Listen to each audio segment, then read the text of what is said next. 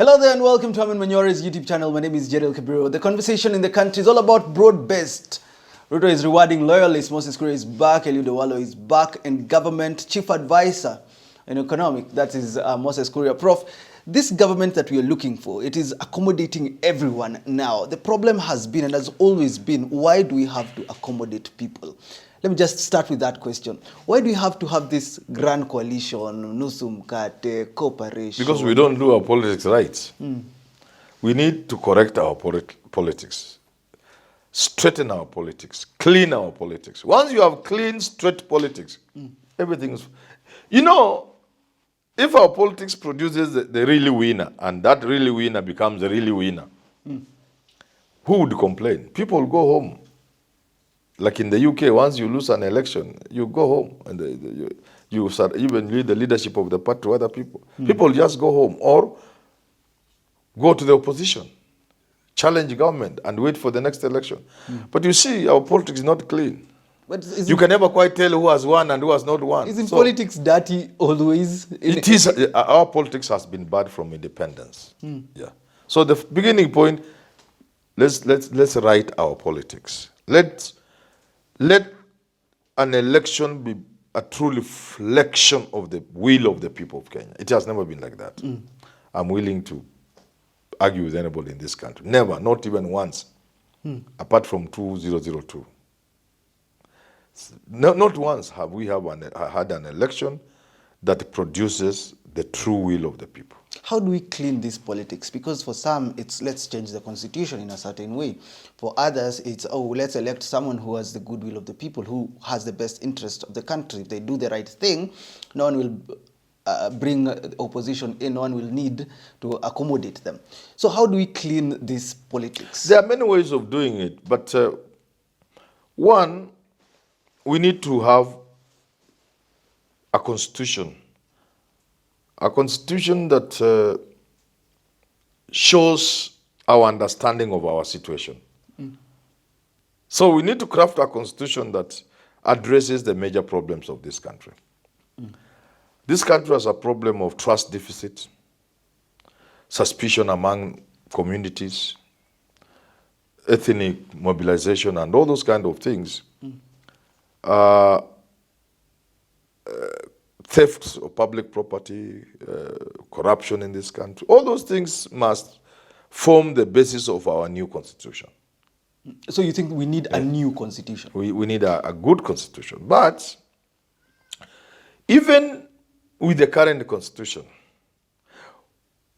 if we had serious candidates who are now also serious, you know, I've classified people as serious, and once you have passed that mark of serious, Peter Pandei, Manyora, rudi nyuma wewe hujafikia hapo, Jimmy Wanjigi, rudi, Matiang'i, Peter, Raila, Peter, that they are now young and so-called serious people. They must also again be serious.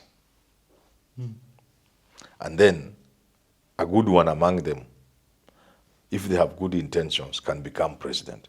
Because Raila has been a person who could have changed this country, but he was never a serious candidate. Serious in the category of serious. But serious as a candidate, now that you are there and your votes are there, are you serious enough to make sure you become president? So it's a mixture of things, but to me, we need a constitution that takes into consideration all our problems, our history, our challenges, our demographics, our fears, our hopes. Then that will produce a political order that will serve the interest of Kenyans. Let me ask, during Uhuru's time, the conversation in the country was about winner takes it all. Yes. Does Kenya allow the winner to take it all? You know, that's what we are told, and we have been trying to reduce it. We try to reduce it by having some power go to the counties. It was a wrong experiment. It has not worked. We have tried to reduce the power by giving a lot of power to Parliament. Parliament doesn't even know it has powers.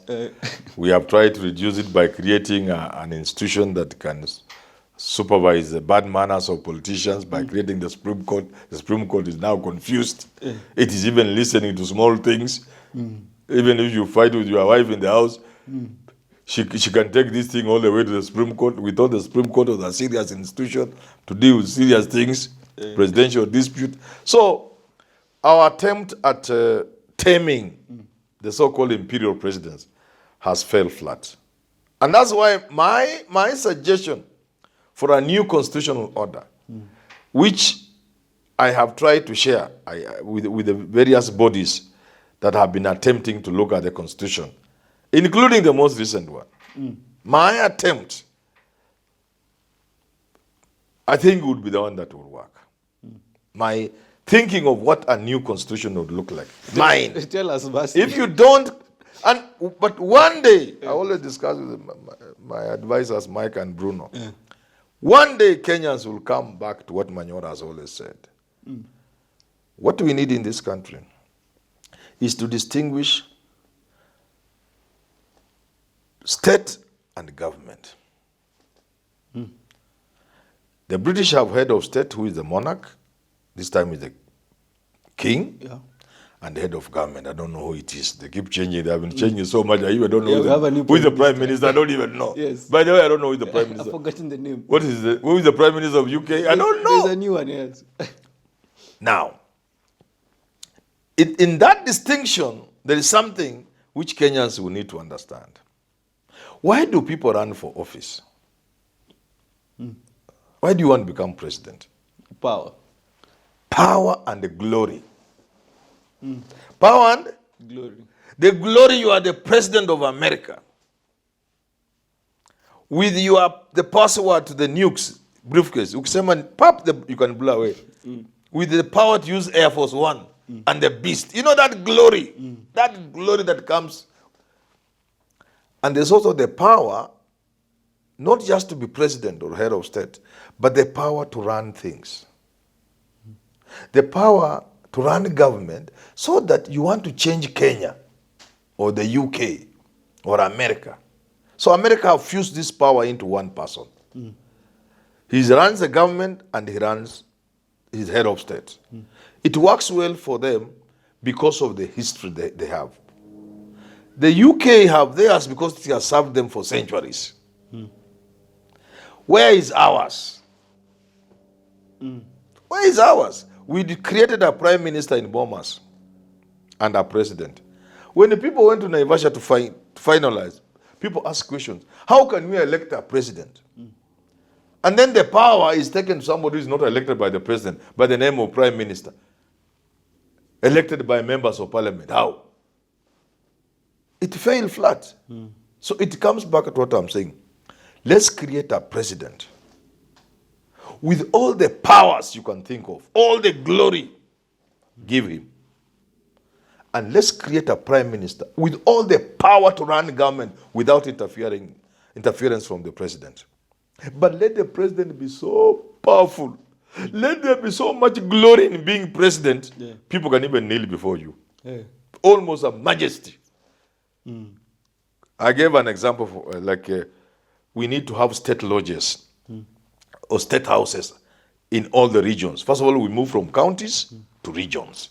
Now, every region has a state house.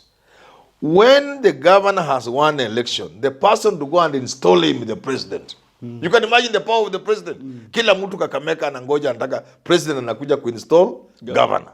You know that power? Yeah. The power to appoint ambassadors, the power to do what? You know, those big powers and mercy. But the prime minister is the one who sets cabinet and runs government. And the president cannot interfere. Even just like in the UK, the king cannot interfere.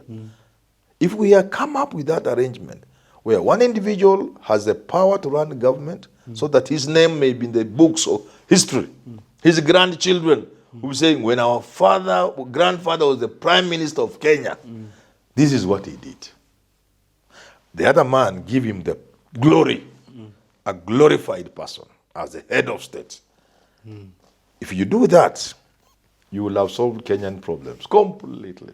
Wacha mtu enjoy raha zake, ukubwa yake. He's a king, if you want to call him like a king.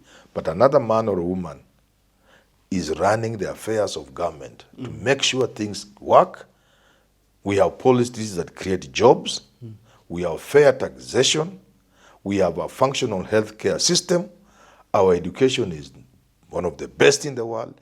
That is the work of the Prime Minister, who can only be checked up to some point by Parliament. How about... Beyond a certain point, if Parliament wants to become stupid, it may involve the people.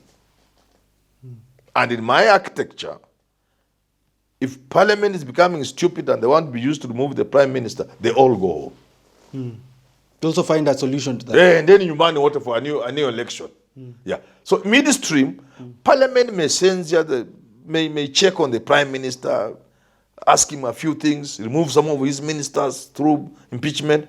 But if they think they can be used by the president or anybody else to remove the Prime Minister, they all go home for a fresh election.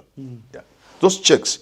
But it requires a lot of thinking, and we are ready for that as a country. Yes, it does, because a conversation in the country also has been representation of different regions in government. Yeah. Have you ever thought about that? How can we deal with that? Because one of the biggest problems of having a parliamentary system of government is MPs will be the ones to determine who becomes the Prime Minister. You see? So the question of the fairness in representation will come.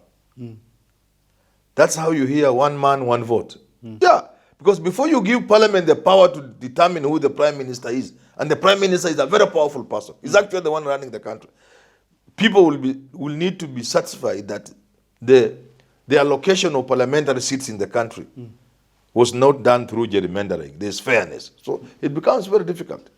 But through a better arrangement of regional governments, with a lot of power, the regional governments, assemblies have a lot of power. Governors have a lot of power. Through that, like in America, we can make sure every region or sub-region, the ones now we shall call counties, below the region, bring people to Senate. So through that kind of arrangement, the country can feel well represented. Everybody will feel represented. So now as things are, can a president govern without coalitions? They can't. The moment we came up with this idea of 50 plus 1%, and all the weaknesses we have in terms of legislation and the poor, weak parliament, no president can run this country without a coalition. Let's not blame Ruto. You can't. You only need some small disturbance from some quarter, and you are shaking. And you call them. So and remember, the coalitions are also an affront on democracy. Because they make nonsense of political party democracy. So do we have ODM now? It's gone. The moment you allow coalitions to be the order of the day, you are also announcing that political parties are also dead. They are dysfunctional. They have no meaning. Because then the man becomes president today and begins poaching MPs from other parties. Because he needs them to survive. He needs a coalition arrangement to survive. Means you therefore kill political parties and you kill democracy also. And it's a very complex thing. And now the president can do what he wants because once you have killed the political parties, you have the MPs on your side. Now you bring in finally the leaders from those political parties into your government in the so-called broad-based. You can now run the show the way you want. Well, that's a very difficult conversation about the Constitution, what needs to be done. If you know, you have an idea, you can leave a comment down below. But until we talk again, have yourself a lovely rest of your day.